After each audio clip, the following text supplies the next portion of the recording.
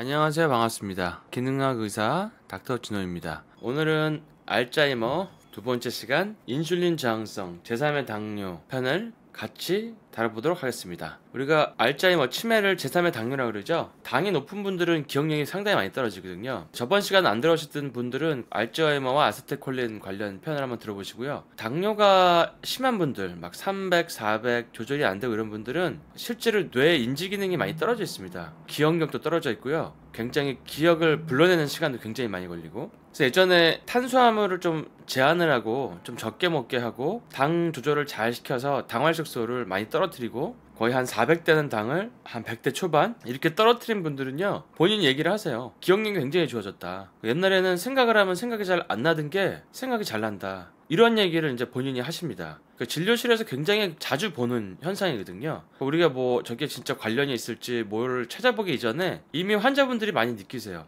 당이 높아지면 일단은 기억력은 떨어지게 돼 있다. 그래서 제3의 당뇨라고 한다. 그래서 탄수화물을 적게 먹는 분들이 굉장히 기억력이 좋아지고, 그런 분들이 이제 탄수화물을 적게 먹는 대신에 좋은 지방을 많이 먹었을 때 기억력이 좋아지는 걸 많이 느낄 수 있습니다. 보통 이제 당뇨 환자가 치매 발병률이 한 2배 이상 높다고 돼 있어요. 뭐 여러 가지 데이터가 있지만 최소 2배 이상이라고 돼 있고, 여러분들 아마 이 책 읽어보신 분들 많을 거예요. 만약에 혹시라도 안 읽어보셨으면 읽어보세요. 되게 좋은 책이니까요. 탄수화물이 뇌에 미치는 파괴적인 영향을 폭로한다 이렇게 돼 있죠. 이 책은 어떻게 하면 뇌 건강을 지킬 수 있을까? 많은 분들이 뇌 건강에 그만큼 관심이 많다는 거였고, 많이 팔리기도 하고 많은 주목도 받았습니다. 그러니까 제목만 봐도 염증이 바로 범인이다. 근데 염증의 원인은 글루텐, 탄수화물 중독 이런 것들이다. 그다음에 지방에 대한 공포증이 있는데 사실 이거는 좀 잘못된 거고, 그래서 우리가 뇌 건강으로 가는 지름길은 안 좋은 탄수화물을 줄이자, 그리고 당을 줄이자, 밀가루를 줄이자, 이런 내용입니다. 그래서 그램브린 책을 보시면은 조금 도움이 좀 됐을 겁니다. 그러니까 당뇨가 있으신 분들은, 아니면 당뇨 전 단계가 있는 분들은 당을 떨어뜨리는 거, 그리고 좋은 건강한 지방을 많이 먹는 거, 이것이 뇌 기능을 좋게 하고 치매를 예방하는 가장 중요한 방법 중에 하나다, 이렇게 말씀드리고 싶습니다. 논문을 한번 찾아볼게요.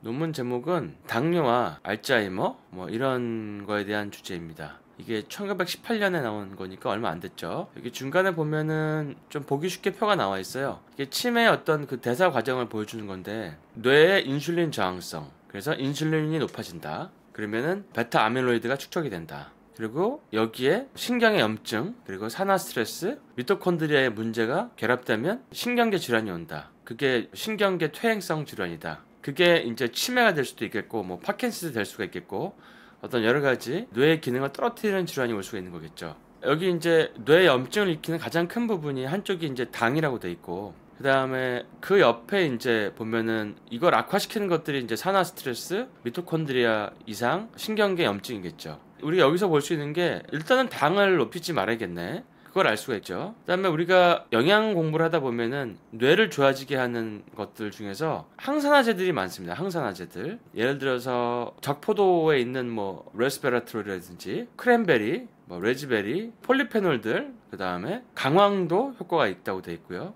알파리포산들. 제가 지금 얘기하는 것들이 전부 다 항산화제입니다. 항산화제.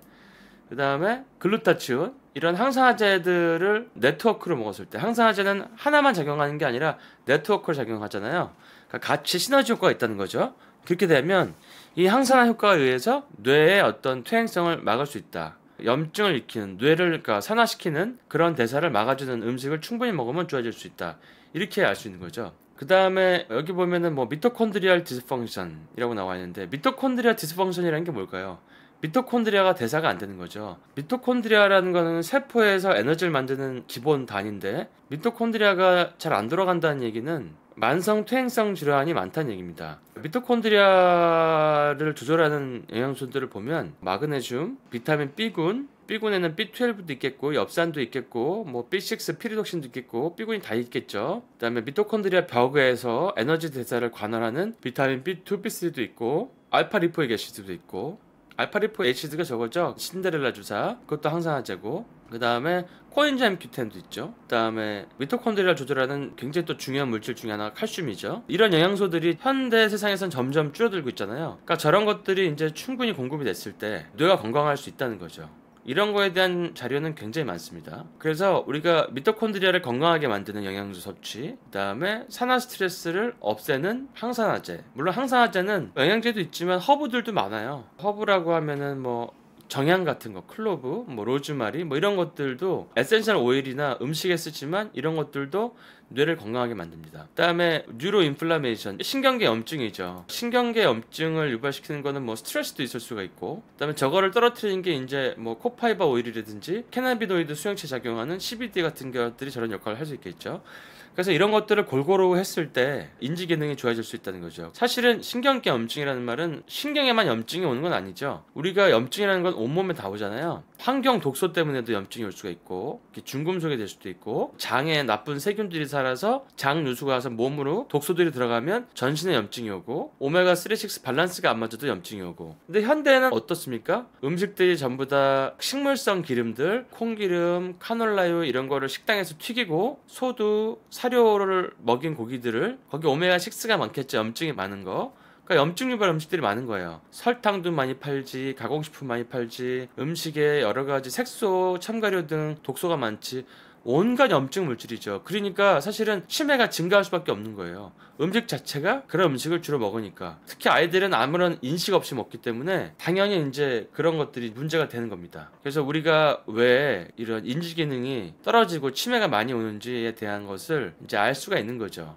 점점 왜 늘어나는지, 어떻게 하면은 이거를 줄일 수 있는지에 대한 것도 우리가 이제 감을 잡을 수 있을 겁니다. 당뇨와 알츠하이머에 대한 관계를 좀 더 보도록 하겠습니다. 이런 알츠하이머는 제3의 당뇨다, 뭐 이런 논문들이 나와 있죠. 이미 이제 이런 논문들이 쌓여서 그레인 브레인 같은 책이 이제 나오게 되는 거고요.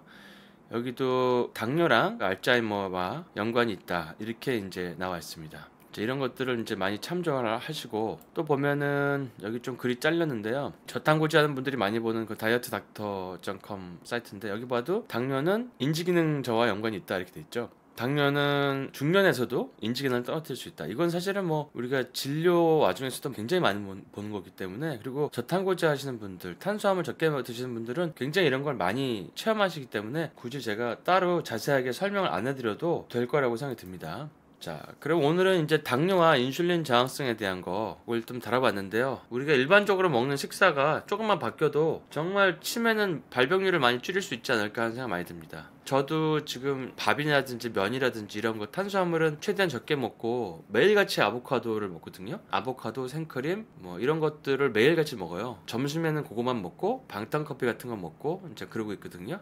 그렇게 했더니 이제 당뇨를 재보니까 당활색소가 4.9더라고요. 4.9. 4.9%면은 엄청 낮은 거거든요. 우리가 6부터 당뇨 전 단계라 그러고 6.4부터 당뇨예요. 7.0에 넘어가면 위험하고, 근데 4.9니까 엄청 낮죠. 사실 제가 유전자 검사하면 당뇨 인자가 좀 있거든요. 당뇨를 조심하라고 나오는데 아무리 유전자가 있어도 식단으로 관리할 수 있다. 이런 것들을 이제 여러분 리마인드 해보시고, 그리고 이제 또 한 가지 중요한 거는 술을 먹으면 인지 기능이 떨어지죠. 술을 먹으면 그거는 이제 아까 얘기했던 뉴로 인플라메이션, 뇌 염증을 일으키는 거기 때문에 술을 자주 먹는 분들은 기억력 감소 굉장히 빨리 옵니다. 그래서 그것들은 좀 조심해 주시기 바랍니다. 자, 오늘은 여기까지 하고요. 알츠하이머에 대한 다음 주제들은 다음 시간에 또 다뤄보도록 하겠습니다.